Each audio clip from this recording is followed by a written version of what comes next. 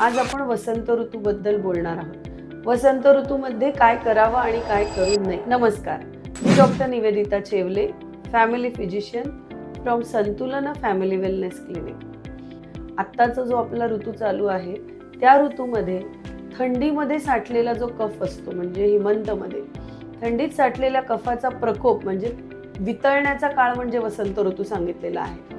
या ऋतूमध्ये साठलेला कफ वितळल्यामुळे कफाचे व्याधी होतात।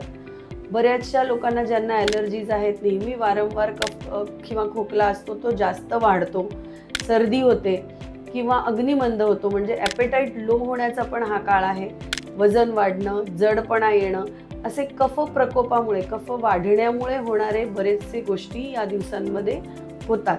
या ऋतूमध्ये सुंठ आणि नागरमोथा यांचा काढा प्यावा। मध आणि पाणी पण खूप उपयोगाला येतं, या ऋतूमध्ये घेतल्याने कफ कमी होतो।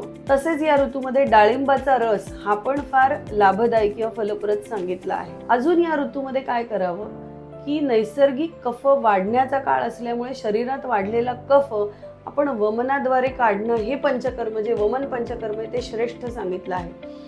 या दिवसामध्ये काढून टाकलेल्या कफामुळे आपल्याला वर्षभर त्याचे फायदे होतात।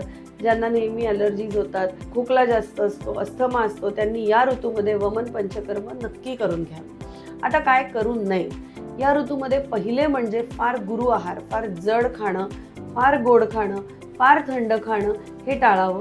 दिवसा झोपणं टाळावं। दिवसा झोपल्याने वाढणारा कफ हा वजन वाढवणं आणि शुगर वाढवणं याला पण जास्त कारणीभूत ठरू शकतो।